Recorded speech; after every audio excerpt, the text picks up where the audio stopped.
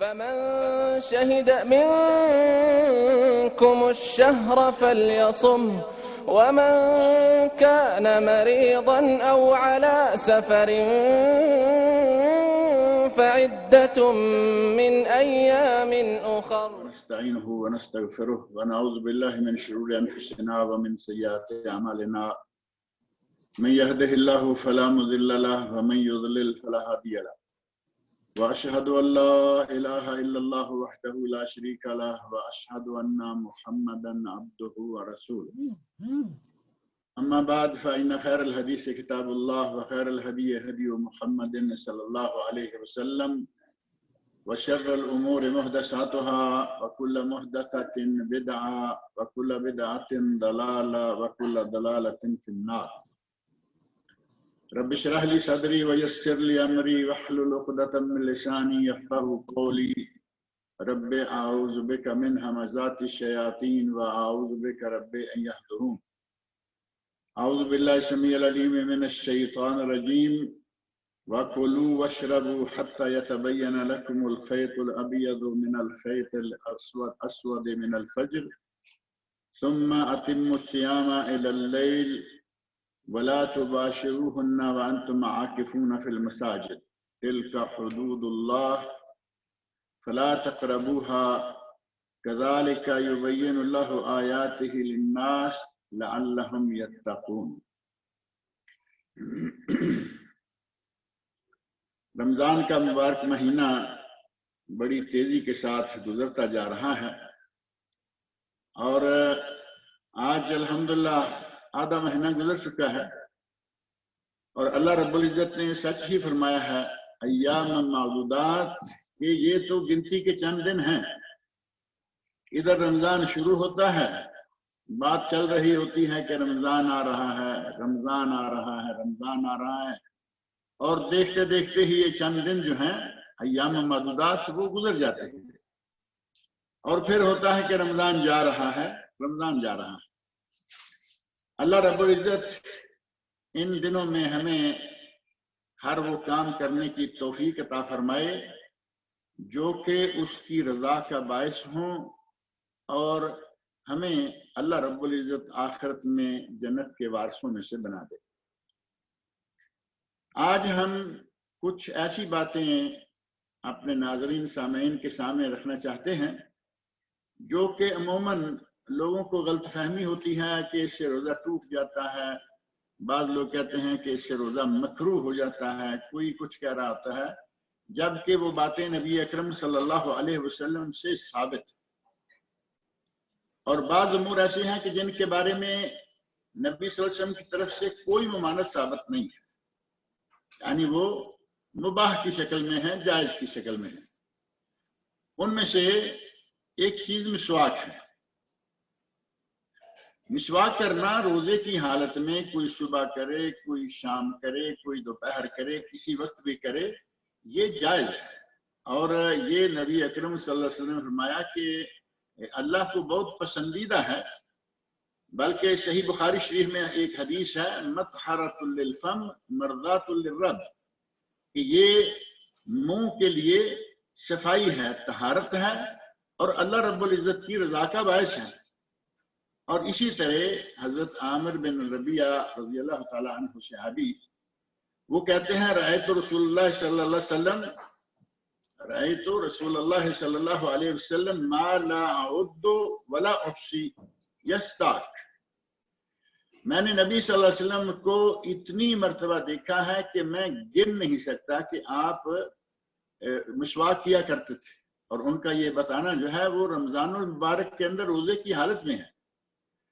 گویا روزے کی حالت میں مسواک کرنا جائز ہے. اور اس سلسلہ میں ہمارے لوگ عموماً گھبرائے رہتے ہیں، جبکہ تین امام ابو حنیفہ رحمۃ اللہ علیہ، امام مالک رحمۃ اللہ علیہ، امام شافعی رحمۃ اللہ علیہ، اور ان کے سب ماننے والے اس روزے کی حالت میں مسواک کرنے کو جائز قرار دیتے ہیں، اور جائز ہے. البتہ امام احمد رحمہ اللہ، احمد بن حنبل، وہ کہتے ہیں کہ خاص طور پر ظہر کے بعد، زوال کے بعد، ظہر کے بعد، عصر کے بعد مسواک نہ کی جائے. اور ایک ضعیف روایت بھی اس بارے میں ہے، اور ان کا کہنا یہ ہے کہ اگر ظہر کے بعد یا عصر کے بعد کوئی مسواک کرتا ہے تو اس کے منہ سے وہ بدبو جو ہے وہ مسواک کے نتیجہ میں زائل ہو جائے گی، جبکہ وہ بدبو اللہ رب العزت کو اتنی پیاری ہے کہ نبی صلی اللہ علیہ وسلم نے قسم کھا کر فرمایا والذی نفسی بیدہ لا خلوف فم الصائم اطیب عند اللہ من ریح المسک، کہ یہ جو منہ روزے دار کے منہ سے بدبو آتی ہے یہ تو اللہ رب العزت کو کستوری سے بھی زیادہ پیاری ہے. امام احمد بن حنبل رحمۃ اللہ فرماتے ہیں کہ اگر کسی نے مسواک کی تو وہ منہ سے بو جو ہے وہ کم ہو جائے گی، جبکہ یہ بدبو رہے جو کہ اللہ کی پسندیدہ ہے. اور دیگر تو الگ رہے، خود بعض بہت ہی امام احمد بن حنبل رحمہ اللہ کے قریبی تعلق رکھنے والوں میں سے اور ان کی تعلیمات کو بہت سراہنے والوں میں سے بعض علماء ہیں. ان میں سے ایک شیخ علامہ ابن باز رحمہ اللہ کا نام لیا جا سکتا ہے. وہ کہتے ہیں کہ امام صاحب رحمہ اللہ کا یہ مسلک جو ہے یہ مرجوح ہے. جب نبی صلی اللہ علیہ وسلم کو مسواک کرتے دیکھا گیا تو اس کا معنی یہ ہے کہ مسواک کرنا جائز ہے.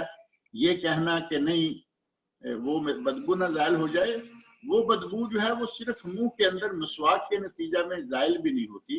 آپ جتنی مسواک چاہیں کریں، اس کا تعلق منہ کے بند رہنے سے ایک مرتبہ آپ مسواک کرتے ہیں دوبارہ وہ پھر شروع ہو جائے گی. تو ظہر کی نماز کے ساتھ، عصر کی نماز کے ساتھ اگر کوئی مسواک کرتا ہے تو کوئی حرج نہیں ہے.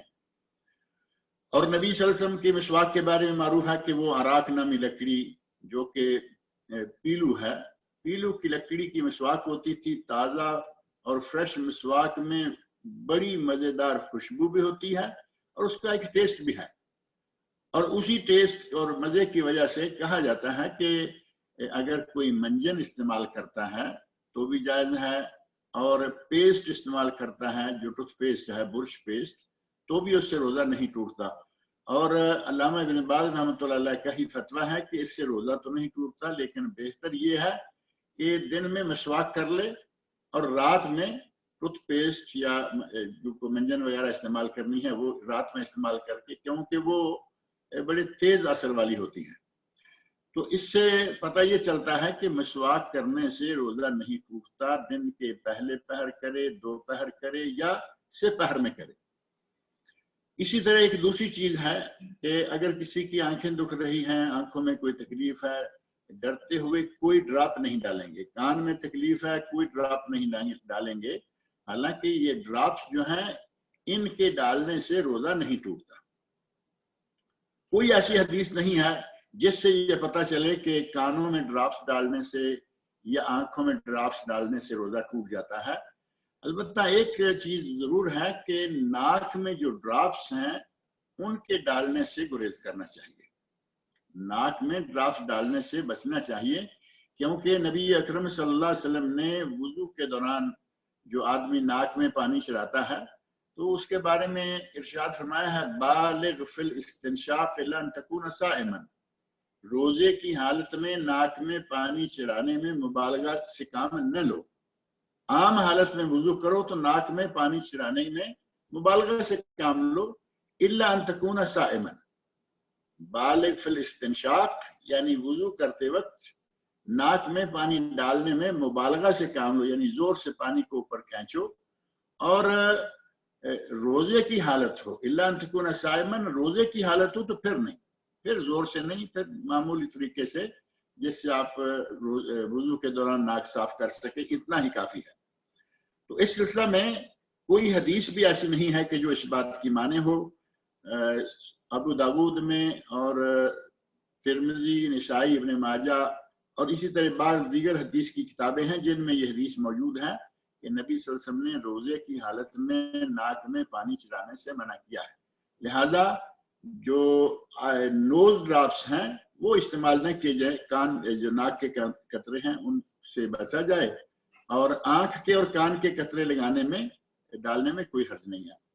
اسی طرح اگر کسی کو ضرورت پیش آ جائے تو وہ پچھنے لگوانا یا سنگی لگوانا، یا جس کو آج کل کپنگ کہتے ہیں، کپنگ کروانے سے بھی روزہ نہیں ٹوٹتا. نبی اکرم صلی اللہ علیہ وسلم نے، آپ کی بعض حدیث سے پتہ چلتا ہے کہ شروع میں آپ نے فرمایا افطر الحاجم والمحجوم، جس نے سنگی لگوائی، کپنگ کروائی اور جس نے کی، دونوں کا روزہ ٹوٹ گیا. لیکن بعد میں صحیح بخاری میں اور بعض دیگر کتب میں یہ بات موجود ہے کہ نبی اکرم صلی اللہ علیہ وسلم نبی صلی اللہ علیہ وسلم احتجم وہو محرم واحتجم وہو صائم. نبی اکرم صلی اللہ علیہ وسلم نے سنگی لگوائی، پچنے لگوائے جبکہ آپ احرام کی حالت میں تھے، اور سنگی لگوائی، پچنے لگوائے جبکہ آپ روزے دار تھے. صحیح بخاری شریف میں یہ حدیث موجود ہے. تو جب آپ کا عمل ثابت ہے، اور آخر میں آپ نے یہ بات عام بھی کر دی تھی کہ اب اگر کوئی سنگی لگواتا ہے تو اس سے روزے پر کوئی فرق نہیں پڑتا، بلکہ حدیث میں آتا ہے ثم رخص النبی صلی اللہ علیہ وسلم بعد فی الحجام للصائم. بعد میں، یعنی پہلے تو یہی رہا کہ سنگی نہ لگوائی جائے، سنگی لگانے اور لگوانے والے دونوں کا روزہ ٹوٹ جاتا ہے. بعد میں آپ نے اس کی اجازت دے دی تھی کہ صائم روزے دار جو ہے وہ سنگی لگوا سکتا ہے، کوئی حرج نہیں ہے. اسی طرح عموماً لوگ پوچھتے ہیں اور پریشان ہوتے ہیں، کسی کو اچانک کوئی ٹیکہ لگوانا پڑ جائے، بخار کا ٹیکہ ہے، کوئی سر درد کا یہ کا ٹیکہ، وہ کا ٹیکہ، انجیکشن جو ہے، تو اس کے لگوانے سے بھی بہت گریز کیا جاتا ہے. کہتے ہیں کہ یہ کہیں ایسا نہ ہو کہ روزہ ٹوٹ جائے. ٹیکہ لگوانے سے روزہ نہیں ٹوٹتا، شرط یہ ہے کہ وہ ٹیکہ دوائی ہو، غذائی نہ ہو. دوائی اور غذائی کا فرق جو ہے وہ تو ہر آدمی سمجھ سکتا ہے. دوائی ٹیکہ جس میں دوا کے طور پر کسی تکلیف کا پین کلر ہے یا کوئی اور جس میں علاج ہے، اور ایک غذائی ہے جس میں طاقت ہے. وہ مختلف قسم کے ہیں، بی کمپلیکس ٹیکے ہیں اور اسی طرح گلوکوز وغیرہ ہیں. تو اس قسم کا ٹیکہ جو غذائی ہے، جس میں طاقت پائی جاتی ہے، وہ نہ لگوایا جائے. لیکن اگر وہ دوائی ہے، محض علاج ہے، تو اس ٹیکہ لگانے سے روزہ نہیں ٹوٹتا. اسی طرح اگر خون نکالا جائے، کبھی کبھی بلڈ ٹیسٹ کرنے کے لیے تھوڑا سا خون نکالتے ہیں ڈاکٹر حضرات، تو ہمارے روزے دار جو ہیں وہ پریشان ہو جاتے ہیں کہ کہیں یہ تھوڑا سا خون نکالنے سے ہمارا روزہ تو نہیں ٹوٹ جائے گا.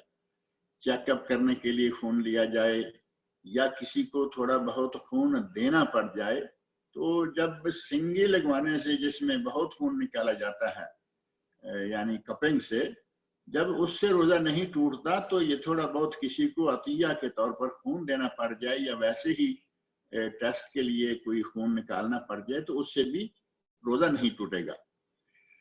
ایک چیز بڑی اہم ہے، اور وہ ہے جب کسی ہارٹ پیشنٹ کو ایک گولی دی جاتی ہے. گولی اگر اس کو تکلیف ہونے لگتی ہے تو وہ فوری طور پر اس کی زبان کے نیچے گولی رکھ دیتے ہیں، یا وہ خود رکھ لیتا ہے، اور اس گولی کے رکھنے سے اس کو آرام آ جاتا ہے.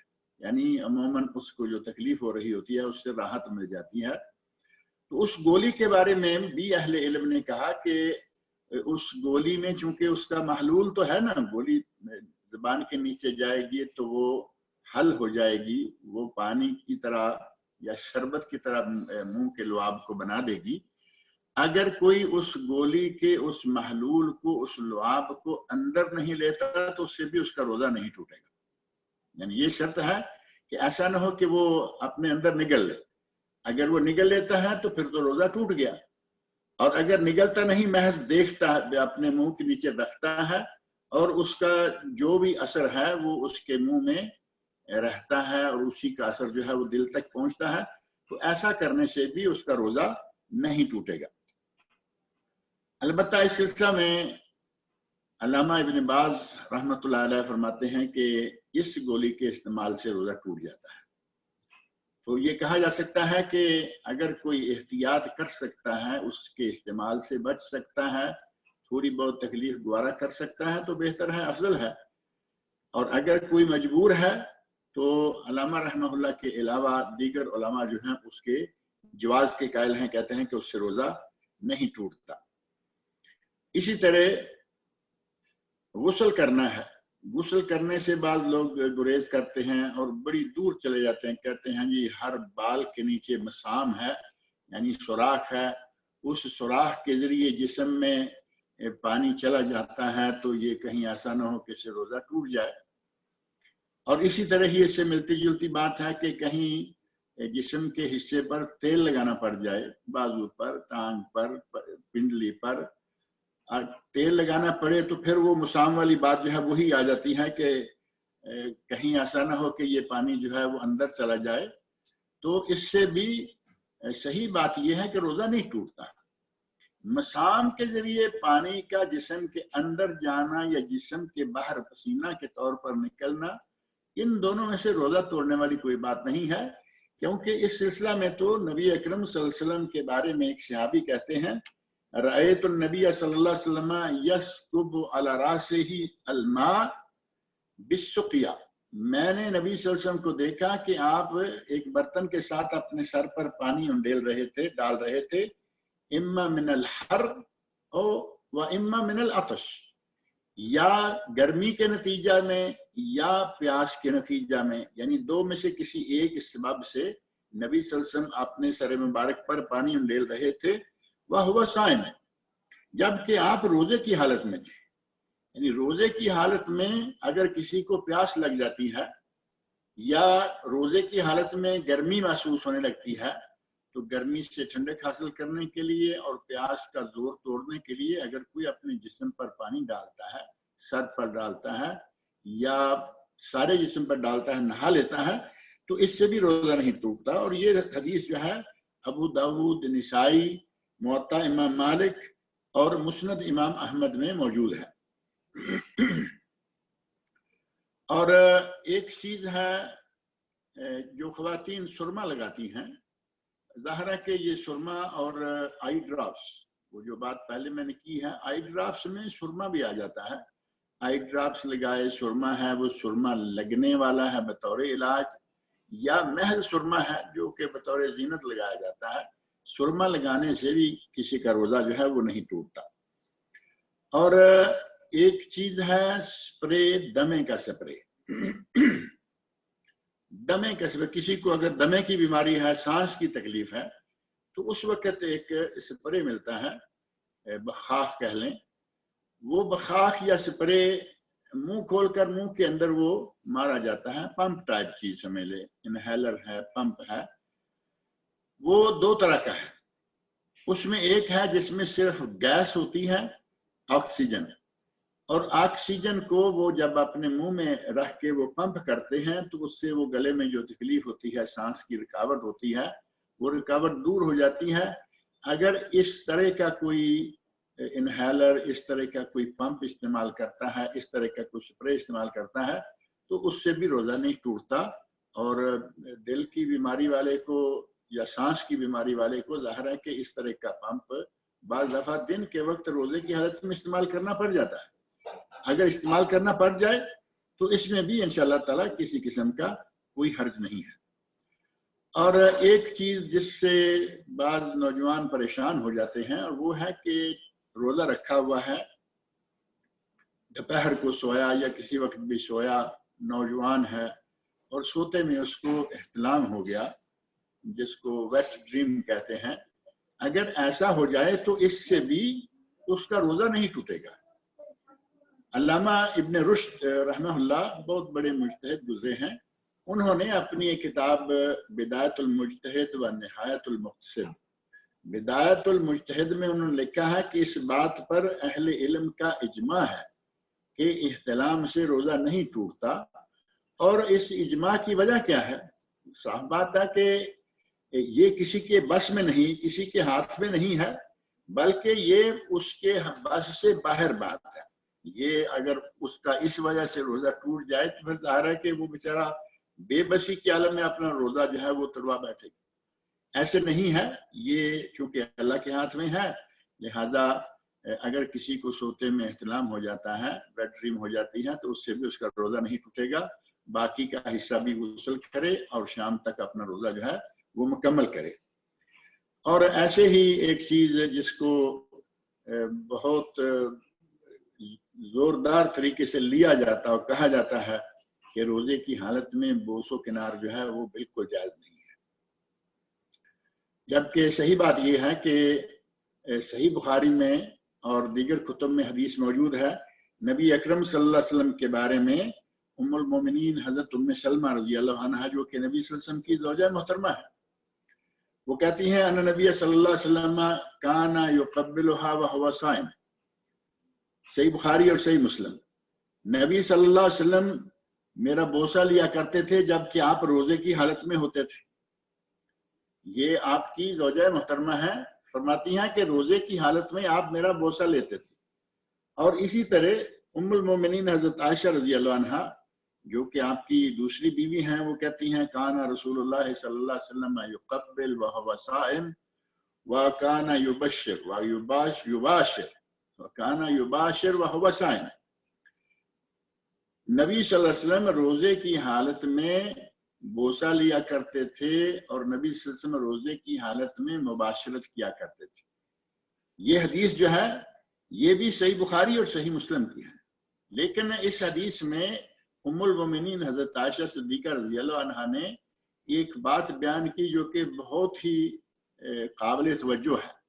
اس میں ہے وَلَكِنَّهُ كَانَ أَمْلَكَكُمْ لِأَرْبِهِ، نبی صلی اللہ علیہ وسلم آپ سب سے زیادہ، یعنی سب لوگوں سے زیادہ اپنے جذبات پر قابو رکھنے والے تھے۔ یعنی ایسا نہیں ہے کہ بوسہ لیا اور پھر وہ کہیں آدمی آگے بڑھ جائے اور اپنا روزہ خراب کر بیٹھے۔ اس سلسلہ میں تو ایک حدیث بھی ہے، اور یہ بھی ذہن میں رہے کہ امام مالک کے سوا ائمہ کرام جو ہیں، امام مالک جو ہے وہ اس کی اجازت نہیں دیتے، باقی تینوں ائمہ جو ہیں ان کے نزدیک یہ جائز ہے، امام ابو حنیفہ رحمہ اللہ اور امام احمد بن حنبل رحمہ اللہ، امام شافعی رحمہ اللہ، ان تینوں ائمہ کے نزدیک بوس و کنار جائز ہے۔ اور جو حدیث میں ذکر کر رہا ہوں ابو داؤد میں حدیث ہے، حضرت ابو ہریرہ رضی اللہ تعالی عنہ اس کے راوی ہیں، وہ بیان کرتے ہیں کہ ایک آدمی نے آ کے سوال کیا نبی صلی اللہ علیہ وسلم سے کہ میں بوسہ کر سکتا ہوں، تو آپ نے فرمایا کر سکتے ہو، روزے کی حالت میں بوسہ کر سکتے ہو۔ دوسرے نے آ کے پوچھا کہ کیا میں روزے کی حالت میں بوسہ کر سکتا ہوں، تو آپ نے فرمایا نہیں۔ اور اسی حدیث میں یہ بات موجود ہے کہ جس نے پوچھا اور نبی صلی اللہ علیہ وسلم نے جس کو اجازت دی وہ بڑی عمر کا، عمر رسیدہ تھا، اور جس کو آپ نے منع کر دیا وہ نوجوان تھا۔ ان کلمات سے بڑی آسانی کے ساتھ اندازہ لگایا جا سکتا ہے کہ اس میں فرق ہے کہ ایک آدمی اپنے جذبات پہ قابو نہیں رکھ سکتا، بوڑھا ہے بوسہ کرے گا، بات ختم، اور اگر نوجوان ہے تو وہ ظاہر ہے کہ وہ اس کے لیے خدشہ ہے کہ وہ کہیں بوسہ کرے اور پھر آہستہ آہستہ کہیں آگے بڑھتے بڑھتے اپنا روزہ نہ توڑ بیٹھے۔ اور ظاہر ہے کہ رمضان کے دن میں اگر کوئی روزے دار اپنا روزہ توڑ بیٹھتا ہے تو اس کی سزا کیا ہے؟ ایک روزہ توڑنے کے بدلے میں اب اسے 60 روزے رکھنے پڑیں گے، شہرین متتابعین، 2 مہینے مسلسل۔ اور اگر یہ نہیں کر سکتا تو پھر کم از کم اسے 60 مسکینوں کو کھانا کھلانا پڑے گا۔ اور غالباً یہ کل بات آ رہی تھی کہ 60 مسکینوں کا کھانا، اگر ایک مسکین کا نارمل کھانا 15 ریال کیا جائے تو 900 ریال بنتا ہے۔ لہذا نوجوان کو اس سے جتنا بھی ہو سکے پرہیز کرنا چاہیے، لیکن بڑی عمر کا آدمی، عمر سیدھا ہے، وہ بوسہ کرتا ہے تو انشاءاللہ تعالی اس سے روزہ نہیں ٹوٹتا۔ اور اسی طرح ایک بات ہے قے کرنا۔ اگر کوئی آدمی جان بوجھ کر قے کرتا ہے اس آدمی کا روزہ تو ٹوٹ جائے گا، لیکن ایک ہے اس نے کھانا کھایا ہوا تھا، کہیں کوئی ایسی چیز دیکھ لی کہ اس سے اس کا دل اتنا خراب ہوا کہ اس کو قے ہو گئی، اگر خود بخود قے آ جاتی ہے تو اس سے روزہ نہیں ٹوٹتا، کیونکہ نبی اکرم صلی اللہ علیہ وسلم کی حدیث ہے، آپ کا ارشاد ہے من درعہ القے فلیس علیہ القضاء۔ ابو داؤد، ترمذی اور ابن ماجہ، مسند احمد وغیرہ میں حدیث ہے کہ اگر کسی کو خود بخود قے آ جائے تو اس پر کوئی قضا نہیں ہے، اس کا روزہ نہیں ٹوٹے گا۔ لیکن ومن استقاء عمدا، اگر کوئی جان بوجھ کر قے کرتا ہے فلیقض، تو اسے چاہیے کہ اس دن کے روزے کی وہ قضا دے۔ اور جان بوجھ کر روزہ افطار کرنے کی نوبت کب آتی ہے اور کیسے آتی ہے؟ معروف بات ہے، کسی نے کچھ اتنا ہی کھا لیا، جیسے ہماری عموماً عادت ہوتی ہے کہ افطاری سے لے کے پھر ہم سحری تک کھاتے ہی چلے جاتے، تو جب اتنا کھا لیا اب پیٹ میں تکلیف ہو گئی، کھٹی ڈکاریں آنا شروع ہو گئیں، یہ ہو گیا وہ ہو گیا، اب اس کے لیے سوائے اس کے کوئی چارہ نہیں کہ وہ اپنے گلے میں انگلی ڈالے اور پیٹ کا جتنا کچھ ڈالا ہوا ہے نکالے۔ اب اگر جان بوجھ کر ایسا کرتا ہے تو اس کو روزہ وہ قضا کرنا پڑے گا، اس کا وہ روزہ ٹوٹ جائے گا، اور اگر خود بخود قے آ جاتی ہے تو اس سے روزہ نہیں ٹوٹتا۔ نبی اکرم صلی اللہ علیہ وسلم فرماتے ہیں کہ اس پر کوئی قضا نہیں ہے۔ اور کبھی ایسا ہوتا ہے کہ چونکہ روزے میں ہر طرح کے مسائل پیش آ جاتے ہیں، ایک آدمی نے اتنا تو نہیں کھایا کہ اسے قے کرنی پڑ جائے، لیکن کچھ ایسا کھا لیا کہ ڈکار لی اور ڈکار کے ساتھ ہی اس کے گلے میں کھانا آ گیا۔ اگر ایسا ہو جائے اور وہ جو اس کے منہ میں کھانا آ گیا ہے وہ باہر پھینک دے اور منہ کو کلی وغیرہ کر کے صاف کر لے تو اس کا وہ روزہ جو ہے وہ بالکل صحیح ہوگا، کیونکہ ڈکار میں اس وقت کوئی اختیار نہیں ہے۔ اور اگر وہ کسی بعض صورتوں میں ایسا ہو سکتا ہے کہ ڈکار آئی، ڈکار سے کھانا گلے میں آ گیا اور اس نے وہ اس میں استطاعت تھی، طاقت تھی کہ وہ اس کو باہر پھینک دے، لیکن نہیں پھینکا تو روزہ خراب ہو گیا، روزہ ٹوٹ گیا، اس کو اس کا روزہ قضا کرنا پڑے گا۔ اور اگر غیر ارادی طور پر، یعنی کبھی ایسا بھی ہو سکتا ہے کہ اس کی کوئی نیت نہیں تھی کہ کھانا میں اندر ہی واپس کروں، لیکن غیر ارادی طور پر سوئے میں کچھ ڈکار آئی، کچھ ایسا ہو گیا، غیر ارادی طور پر اس کا کھانا جو ہے کچھ واپس بھی چلا گیا تو اس سے روزہ نہیں ٹوٹے گا۔ جیسے کہ ڈکار اور قے پر کسی کا اختیار نہیں ہوتا، اسی طرح دوبارہ اس کو اندر لے جانے سے روکنے پر بھی بعض دفعہ اختیار نہیں ہوتا۔ تو یہ کچھ امور ایسے ہیں کہ جن سے کوشش کی جائے کہ آدمی صحیح معاملہ سمجھ کے رکھے تاکہ پھر روزے کی حالت میں پریشانی نہ ہو۔ اور بعض امور ایسے ہیں کہ جن سے روزہ ٹوٹ جاتا ہے، اور روزہ ٹوٹ جاتا ہے لیکن ہم بڑی لاپرواہی کے ساتھ اس کو لیے پھرتے ہیں۔ یہاں ایک چھوٹی سی بات خواتین کے حوالے سے ذکر کر دوں، وہ یہ ہے کہ اگر کسی کا شوہر سخت گیر ہے، معمولی بات پر لڑنے جھگڑنے مارنے پیٹنے پہ آ جاتا ہے، اور اسے خطرہ ہے کہ میں نے کھانا تیار کیا ہے، کھانے میں نمک مرچ کچھ زیادہ کم ہو گئی تو پھر وہ مسئلہ پیدا ہو جائے گا، ایسی عورت کے لیے جائز ہے کہ وہ کوئی چیز چکھ کر، سالن ہے وہ سالن چکھ کے اپنے منہ سے دوبارہ باہر پھینک دے تو انشاءاللہ اس سے روزہ نہیں ٹوٹتا۔ اور اسی طرح اگر کوئی بھول کر کھا لیتا ہے، کچھ پی لیتا ہے تو اس سے بھی روزہ نہیں ٹوٹتا، بلکہ نبی صلی اللہ علیہ وسلم نے اس کے بارے میں تو ارشاد فرمایا ہے، دار قطنی میں صحیح سند سے ثابت حدیث موجود ہے، هو رزق ساقہ اللہ الیہ ولا قضا علیہ، وہ رزق ہے جو اللہ نے چلا کر اس تک پہنچایا ہے، اس نے کھا لیا پی لیا، گویا کہ اللہ نے اسے کھلا دیا پلا دیا، اس پر کوئی قضا نہیں ہے، اس سے بھی روزہ نہیں ٹوٹتا۔ اور صحیح بخاری اور صحیح مسلم میں الفاظ ہیں، انما اللہ اطعمہ وسقاہ، اللہ نے اسے وہ کھانا کھلایا ہے، وہ پانی پلایا ہے، یعنی بھول کر اگر ایسا ہو جائے تو اس سے بھی روزہ نہیں ٹوٹتا۔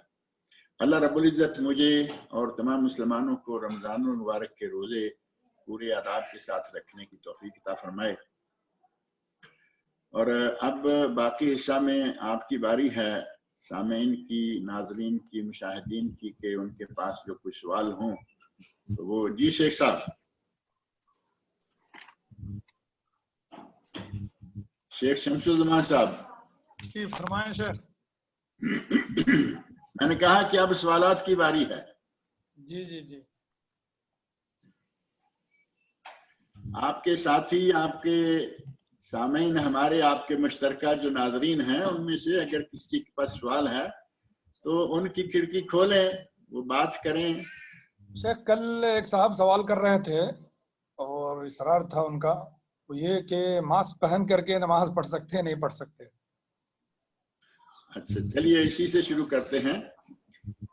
جہاں تک تعلق ہے تلثم کا، یہ ماسک جو ہے عربی میں وہ تلسم کہلواتا ہے، یعنی اپنے منہ کو ناک کو ماسک آج کل معروف ہے جو ماسک بنا ہوا ہے. تو ماسک پہننا نماز کے اندر عمومی حالت میں تو بالکل جائز نہیں ہے، عمومی حالت میں. لیکن اگر کوئی خاص عذر ہو تو اس وقت ماسک پہن کر وہ نماز پڑھ سکتا ہے.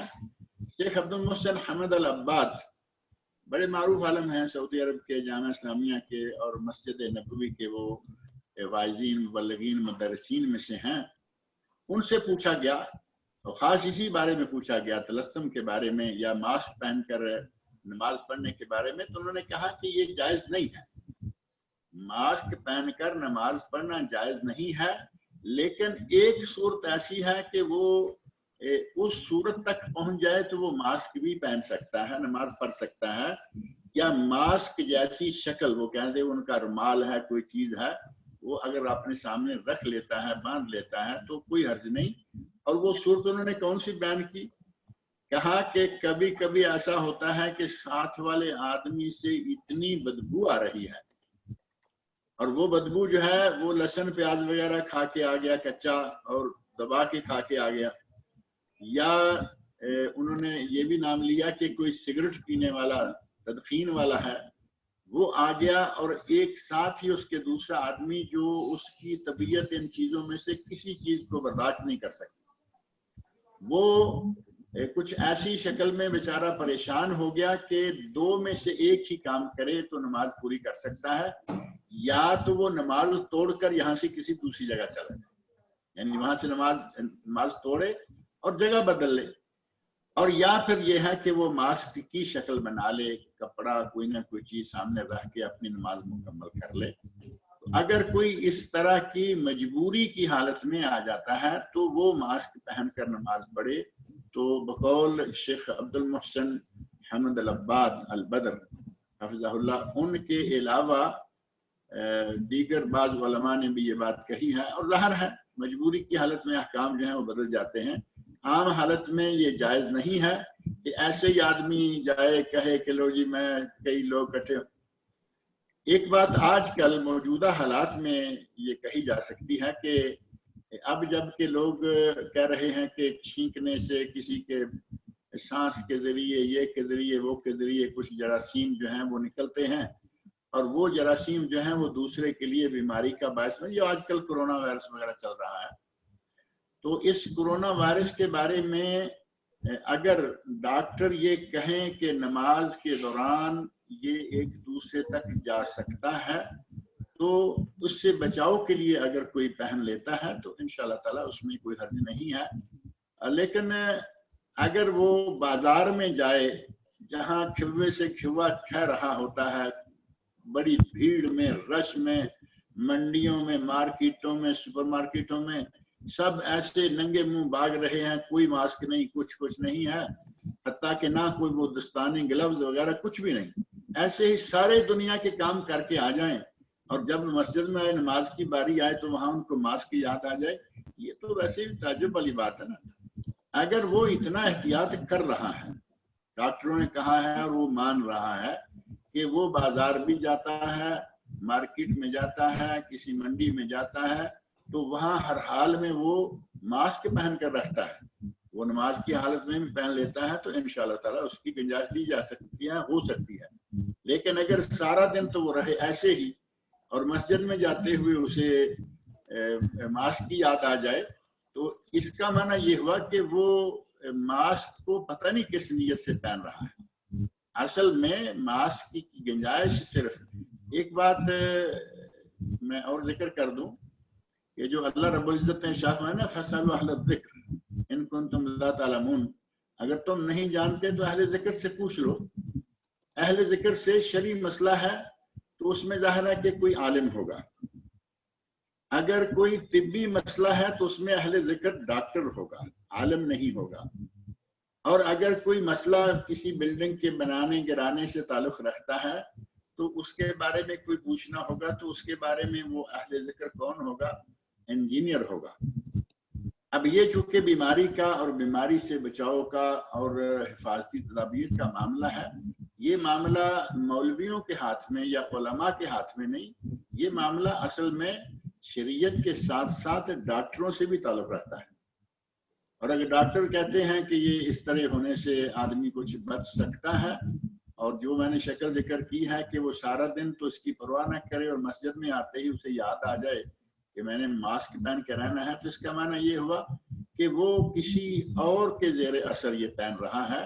اسے یہ ماسک جو ہے وہ، جیسے کہ بہت سارے اعتراضات کیے گئے باہر ہمارے ان ملکوں، یہاں تو نہیں، باہر کے ملکوں میں کئی اعتراضات کیے گئے کہ مسجدوں میں تالے لگا دیے ہیں، مارکیٹوں میں کچھ بھی نہیں ہے، ہر جگہ سب چل رہا ہے.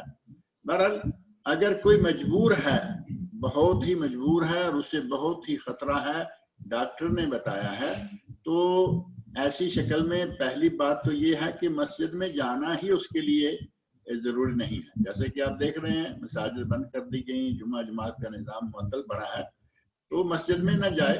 اور اگر کوئی اپنے گھر میں ہے، اپنے گھر میں اپنے لوگوں میں رہتا ہے، اٹھتا ہے، بیٹھتا ہے، یہاں اسے ماسک پہن کر نماز پڑھنے کی کوئی ضرورت ہی نہیں ہے.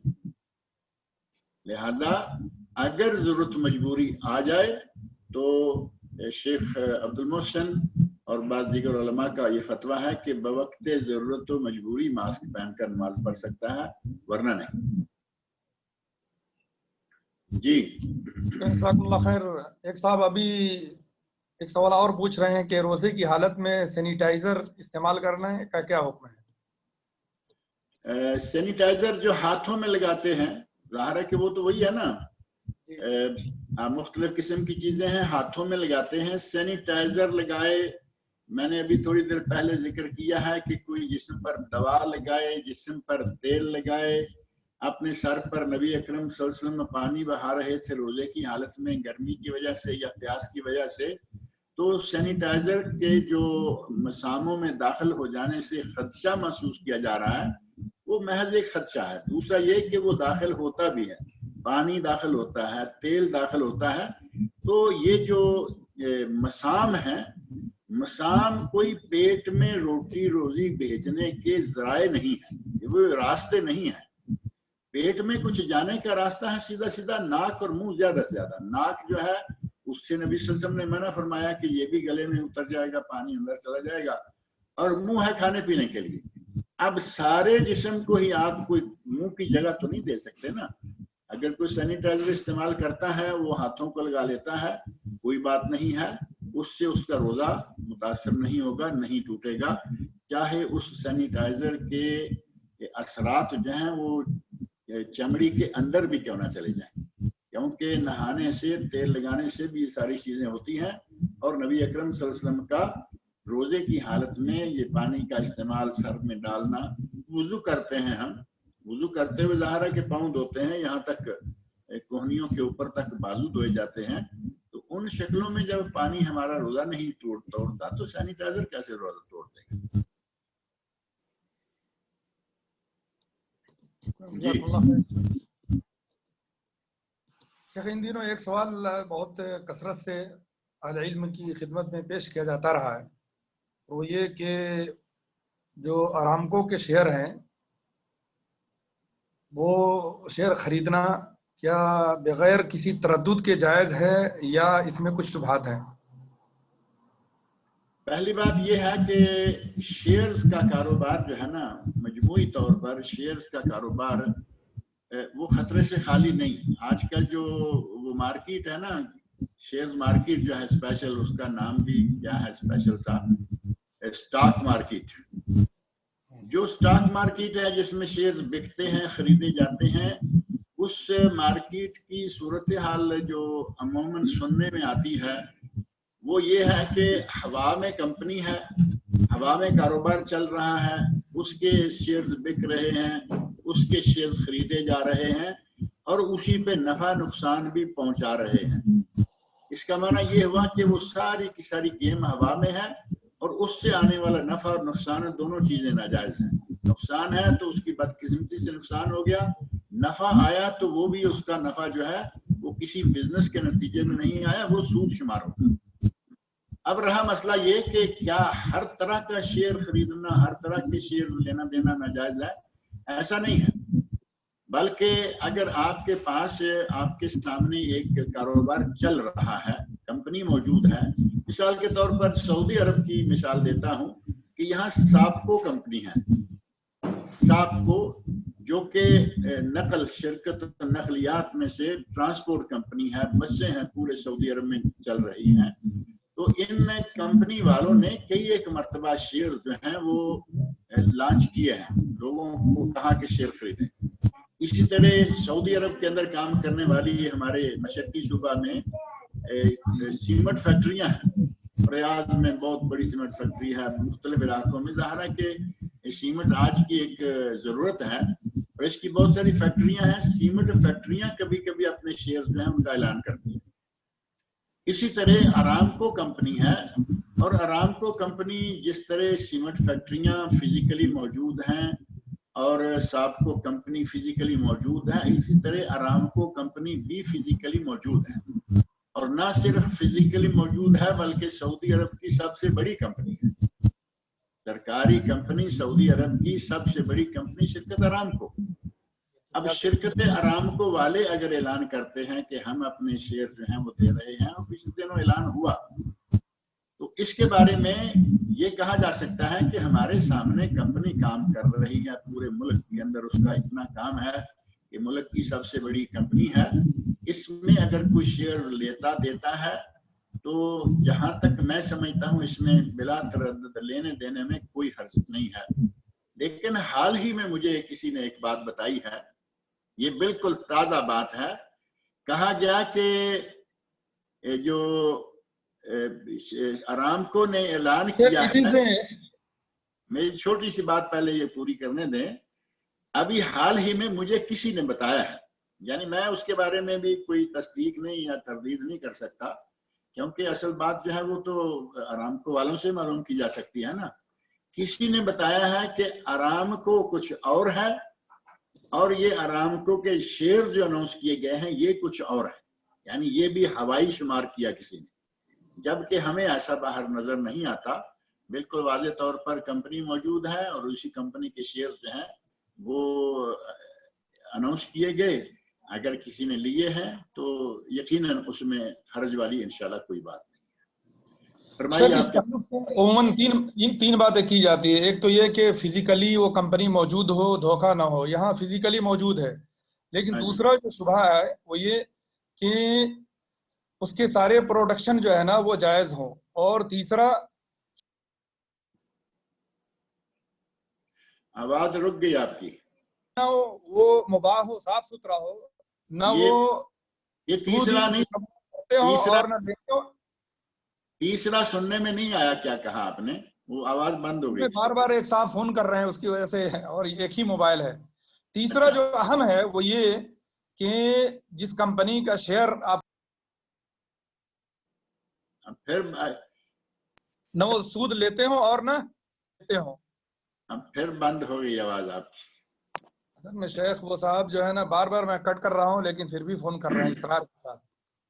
میں یہ کہہ رہا تھا کہ جو اہم شرط ہے اور جو اہم شبہ ہے جو اہل علم پیش کرتے رہے ہیں ماضی میں، وہ یہ کہ اس کمپنی نے نہ خود سود لیا ہو نہ دیا ہو، یعنی نہ وہ کسی سودی کمپنی کے ساتھ ان کا کوئی لین دین ہو.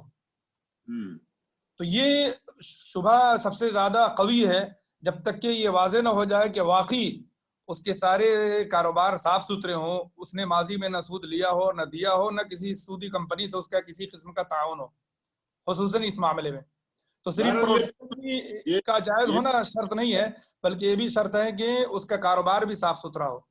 یہ باتیں جو آپ نے بتائی ہیں، پہلی بات جو ہو گئی کہ وہ فزیکلی موجود ہے، جی، بظاہر اس میں دھوکے والی کوئی بات نہیں. دوسرا یہ کہ اس کا کاروبار صاف ستھرا ہو. اس کا کاروبار تو میرا خیال ہے سوائے پیٹرول کے اور ڈیزل کے اور کوئی کاروبار گیس کے، وہ کاروبار بھی صاف ستھرا، بلکہ ہمارے لیے بڑا ضروری کاروبار ہے. دنیا کی جو ہے نا سینکڑوں کمپنیوں میں ان کے شیئر ہیں اور ان کے معاملات ہیں. یہ عالمی کمپنی ہے، بلکہ دنیا کی بڑی کمپنی ہے. یہ جو آگے والی بات ہے نا آخر میں جا کے آپ نے جو کہی کہ وہ کسی سودی معاملے سے ان کا تعلق نہ ہو، وہ میرا خیال ہے کہ آگے جا کے جو اسی طرح اور کے اس کمپنی کے شیئر سے پہلے سعودی عرب کے اہل علم کی رائے پر مشتمل کئی کتابیں لکھی گئی، قیمتی مقالے لکھے گئے اور الاسم المختلطہ کر کے سعودی عرب کے علماء کا دفاع کیا گیا. جب باہر کے علماء نے یہ کہا کہ بھائی مخلوط کمپنی کا شیئر بھی خرید سکتے ہیں، تو یہاں کے علماء نے قوت کے ساتھ یہ مسئلہ پیش کیا کہ نہیں بھائی مخلوط کمپنیوں کا شیئر بھی نہیں خرید سکتے. تو کیسے پتہ چلے گا کہ یہ کمپنی اور اس کا شیئر مخلوط نہیں ہے؟ اب یہی باتیں ہیں جن کا میں نے ذکر کیا کہ وہ تو کمپنی سے پوچھنے کے بعد ہی پتہ چل سکتا ہے. کمپنی کے ساتھ ہمارے تو کوئی ایسے رابطے نہیں ہیں کہ ہم ان سے جا کے بات کریں کہ بھائی تمہارے پاس یہ ہے یہ ہے یہ ہے نہیں ہے. کہا گیا کہ کمپنی شیئر اناؤنس کیے ہیں، کمپنی موجود ہے، فزیکلی موجود ہے، اور کمپنی کی پروڈکشنز وغیرہ جو ہیں وہ ہمارے سامنے ہیں، ان میں بھی کوئی ایسی خطرے والی بات نہیں ہے. رہا اب ان کے تعلقات کہاں کہاں ہیں، ان سب باتوں کو جا کے پوچھنا، ان سب باتوں کو معلوم کرنا وہ ظاہر ہے کہ نہ ہر کسی کے بس میں ہوتا ہے، اور میں سمجھتا ہوں کہ بہت باریکی میں جانے کی بھی ضرورت نہیں ہے. لیکن اگر یہاں کے علماء یہ کہہ رہے ہیں تو یقیناً علماء کرام جو ہیں وہ مقامی بھی ہیں، ان کی پہنچ ہے، تو اس کو آپ یہ کہہ سکتے ہیں کہ بجائے اس کے کہ کوئی آدمی فٹافٹ خرید و فروخت میں آ جائے، وہ احتیاط سے کام لے، پوچھ لے، مقامی علماء سے اس معاملے میں مشورہ کر لے. جی عبد المحسن صاحب، شیخ صاحب.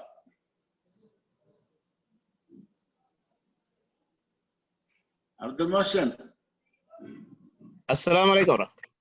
وعلیکم السلام ورحمۃ اللہ وبرکاتہ. جی شیخ، ابھی ایک صاحب بھی کرنا چاہ رہے ہیں. شیخ صاحب ابھی ہے، آن لائن ہی ہے شیخ صاحب بھی. جی ضمیر شیخ، جی ضمیر صاحب سوال کریں. آپ ایسے کریں، سنیں عبد المحسن صاحب. جی جی شیخ، آپ ضمیر صاحب کی کھڑکی کھول دیں، وہ سامنے آ کے بات کریں. کیوں آپ کھول دیا شیخ، کھول دیا آلریڈی. کھڑکیاں کھلی رہنے دیں، لوگوں کو پتہ چلے بیٹھے ہیں ہم آپ کے سامنے ہیں، درس دے رہے ہیں. السلام علیکم ورحمۃ اللہ وبرکاتہ. وعلیکم السلام ورحمۃ اللہ وبرکاتہ. جی ضمیر صاحب، روزے کی حالت میں بلڈ ٹیسٹ وغیرہ کرا سکتے کیا شیخ؟ آپ تھوڑا دیر میں لگتا ہے شامل ہوئے ہیں. میں نے بڑا اسپیشل اس موضوع کو تھوڑا سا ڈسکس کیا ہے کہ روزے کی حالت میں بلڈ ٹیسٹ کرا سکتے ہیں. اگر آپ کو تھوڑا سا خون دینا پڑتا ہے کوئی حرج نہیں، حتیٰ کہ اگر کسی کو عطیہ کے طور پر تھوڑا زیادہ بھی دینا پڑے، آدمی تندرست و توانا ہے، اگر وہ دے دیتا ہے تب بھی کوئی حرج نہیں. بلڈ ٹیسٹ میں تو معمولی سب خون لیتے ہیں، کوئی اتنا زیادہ نہیں ہوتا. کبھی کبھی 2-3 چھوٹی چھوٹی شیشیاں لے لیتے ہیں، اور کبھی تو بلڈ ٹیسٹ آپ کو معلوم ہے نا، تھوڑا سا ٹیسٹ ماریں گے، یہاں ماریں گے، یہاں ماریں گے، تو اس سے روزے پر کوئی اثر نہیں پڑتا، اس سے روزہ صحیح رہتا ہے. جزاک اللہ خیر. بارک اللہ فیک. جی شیخ ایک صاحب اور سوال پوچھ رہے ہیں. جی وہ یہ کہ اگر کسی کو تراویح پڑھنی ہو رمضان میں تو کیا وہ سو کر اٹھنے کے بعد پڑھے یا سونے سے پہلے بھی پڑھ سکتا ہے؟ رمضان میں تراویح جو ہے وہ نبی اکرم صلی اللہ علیہ وسلم نے جو ہمارے لیے سنت مقرر فرمائی ہے وہ یہ ہے کہ وہ عشاء کی نماز کے ساتھ ہی تراویح پڑھ لے، کیونکہ تراویح والی رات میں تہجد نہیں ہے، اور دیر تک سو کر اٹھتا ہے، سحری کھانے سے پہلے جا کے تراویح پڑھتا ہے، تو اس نے وہ تراویح تو نہیں چھوڑی نا، اس نے تو پھر اس کو تہجد بنا لیا. جبکہ رمضان میں نبی اکرم صلی اللہ علیہ وسلم کا تہجد پڑھنا ثابت نہیں ہے. عشاء کی نماز کی اذان ہوئی، ایک کام کر سکتا ہے کہ اگر وہ عشاء کو تھوڑا لیٹ کر لے، عشاء کی نماز کو تھوڑا لیٹ کر لے، کیونکہ یہ نبی اکرم صلی اللہ علیہ وسلم کی خواہش بھی تھی کہ اگر میں اپنی امت کے لیے اسے مشقت نہ سمجھتا تو میں ہر نماز یا ہر وضو کے ساتھ مسواک کرنے اور عشاء کی نماز کو تھوڑا لیٹ کر کے پڑھنے کا حکم دے دیتا. لیکن اس سے نماز جماعت، نظام جماعت، جو مسجدوں میں جماعت کا نظام ہے، جس کی نبی اکرم صلی اللہ علیہ وسلم نے بڑی تاکید فرمائی ہے کہ باجماعت نمازیں ادا کرو، وہ نظام متاثر نہ ہو. اس کے لیے ضروری ہے کہ جس محلے میں، جس مسجد میں جو وقت مقرر کیا گیا ہے اسی وقت نماز عشاء پڑھی جائے. اب یہ نہیں ہے کہ مسجد میں اذان ہوئی، لوگ نمازیں پڑھنے کے لیے چلے گئے اور ایک آدمی کہے کہ میں تو اس سنت پہ یا اس خواہش پہ عمل کرنے جا رہا ہوں جس خواہش کا نبی صلی اللہ علیہ وسلم نے اظہار فرمایا تھا لیٹ کر کے نماز پڑھنے کا، وہ جائز نہیں ہوگا. لیکن آج موجودہ حالات میں جو لاک ڈاؤن کے حالات ہیں، ان حالات میں تو نمازیں چونکہ گھروں میں ہو رہی ہیں، ان حالات میں اگر وہ عشاء کی نماز کو تھوڑا لیٹ کر کے پڑھ لیتا ہے اور پھر ساتھ ہی تراویح بھی پڑھ لیتا ہے تو انشاءاللہ تعالیٰ کوئی حرج نہیں، یہ کام بھی ہو جائے گا. لیکن یہ کہ عشاء کی نماز پڑھ کے 2 سنتیں پڑھ کے سو جائے پھر اٹھے پھر پڑھے تو وہ تہجد ہو جائے گی، اور تہجد کا رمضان المبارک میں نبی صلی اللہ علیہ وسلم کا ادا کرنا ثابت نہیں ہے. لہذا تراویح کو تراویح کی حالت میں رکھے، تراویح ہی پڑھے، عشاء کی نماز کے ساتھ ہی پڑھے، تو یہ زیادہ سنت کے قریب ترین انداز ہے. جی شیخ، اسی سوال کے ضمن میں میرا ایک ڈاؤٹ ہے. یہاں سعودی عرب میں اکثر دیکھنے میں آتا ہے کہ آخری عشرے میں 4 رکعت پہلے پڑھتے ہیں اور 4 رکعت بعد میں پڑھتے ہیں تراویح، تو کیا ایسا کر سکتے ہیں؟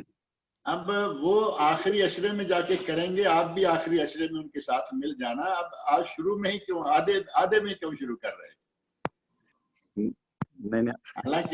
حالانکہ صحیح بات جو ہے نا وہ یہی ہے کہ عشاء کی نماز کے ساتھ تراویح. اب اگر آپ کہتے ہیں کہ سعودی عرب میں آخری میں ملتے ہیں، آپ بھی آخری میں جا کے ان کے ساتھ مل جانا. جزاک اللہ خیر. بارک اللہ فیک.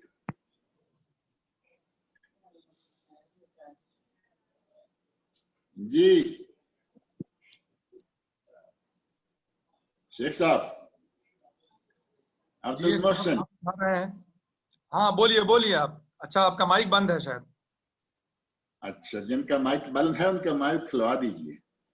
اب جی ہاں رضوان صاحب بولیے. نہیں ابھی بھی آپ کا مائک بند ہے شاید. یہ مائک میرا خیال ہے کہ عبد المحسن صاحب کے کنٹرول میں ہے، انہیں کہیں جو آدمی بولنا چاہے اس کا. السلام علیکم ورحمۃ اللہ وبرکاتہ. السلام ورحمۃ اللہ. جی آپ کا مائک کھلا ہوا، آپ بولیں. جی شیخ کیسے ہیں؟ خیریت؟ جی الحمدللہ. شیخ میرا سوال سینیٹائزر کے تعلق سے ہے. شیخ یہ سینیٹائزر میں آئسو پروپائل ایک کیمیکل ہوتا ہے جو الکوہل ہوتا ہے، وہ 70% اس میں الکوہل ہوتا ہے شیخ. تو اب یہ لگا کر جو ہے نماز پڑھنا کیسا ہے شیخ؟ موجودہ ان ضرورت کے حالات میں بعض علماء نے کہا ہے اس میں تو پہلی بات یہ ہے کہ الکوہل کو بالاتفاق نجس قرار نہیں دیا گیا. اس میں علماء کی 2 رائے ہیں. بعض کہتے ہیں کہ نجس ہے، بعض کہتے ہیں کہ نجس نہیں ہے. بعض نے کہا کہ حرام ہے پینے کے اعتبار سے، لیکن ذاتی طور پر بے ذات ہی نجس نہیں ہے. یعنی یہ نہیں کہ اتفاق ہے، اس میں بھی اختلاف ہے. لیکن جب ایک سخت ضرورت اور مجبوری آ جائے، جیسے کہ اس بیماری کے نتیجہ میں، وبا کے نتیجہ میں آئی ہوئی ہے، تو کہا گیا کہ سینیٹائزر لگا کے اگر اپنے ہاتھوں کو وہ لگا کے چھوڑ دیتا ہے، ہاتھ سوکھ جاتے ہیں، تو اس کے بعد اگر وہ نماز پڑھتا ہے تو انشاءاللہ تعالیٰ اس میں کوئی حرج والی بات نہیں ہے.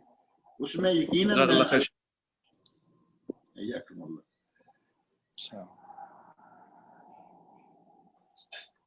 ہاں جی آپ بولیں. شاید آپ کا مائک ابھی بھی نہیں کھلا ہے. مائک والے سوئچ جو ہیں وہ آپ ہی شیخ آہستہ آہستہ سیکھ لیں. مسئلہ یہ ہے کہ ایڈمن کوئی اور ہے. جی السلام علیکم. نہیں شیخ کسی کا بھی ابھی ریس نہیں ہے ہینڈ، تو شاید کوئی سوال خود بند کیا ہوا ہے اور ان کو نہیں پتا. نہیں کوئی بھی نہیں ہے شیخ. وہ ہاتھ اٹھا رہے ہیں سوال کرنے کے لیے. اب ان کا مائک کھل گیا. جی بولیے.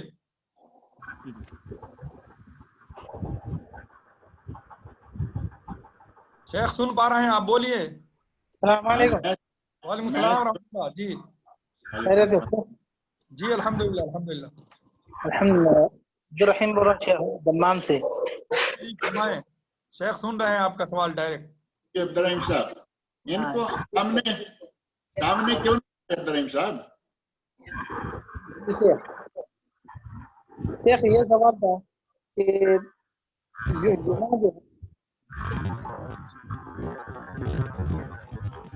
عبدالرحیم صاحب کا مائک نہیں کھلا. عبدالرحیم صاحب کے سامنے کوئی اور چیز کھل گئی ہے، وہ تو آواز ہی نہیں آ رہی ان کی. السلام علیکم ورحمۃ اللہ وبرکاتہ. وعلیکم السلام ورحمۃ اللہ وبرکاتہ.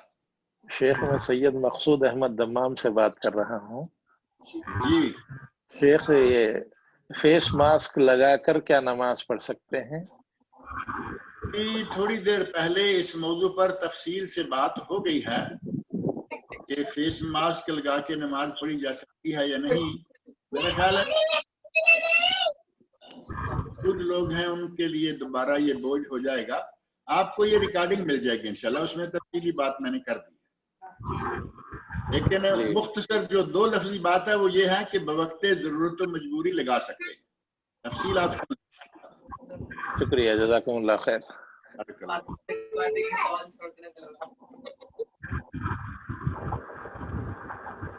وقت بھی ہو چلا ہے, آپ بند ہیں اور آپ ہاتھ اٹھا رہے ہیں. آپ دیکھیے, چلیے ایک سوال کی گنجائش ہے, مختصر سا سوال اگر کوئی کرتا ہے. مائک بند ہے اور وہ ہاتھ اٹھا رہے ہیں. مسئلہ یہ کہ ہاں اب مائک کھل گیا, بولیے آپ. السلام علیکم شیخ. وعلیکم السلام ورحمۃ اللہ وبرکاتہ.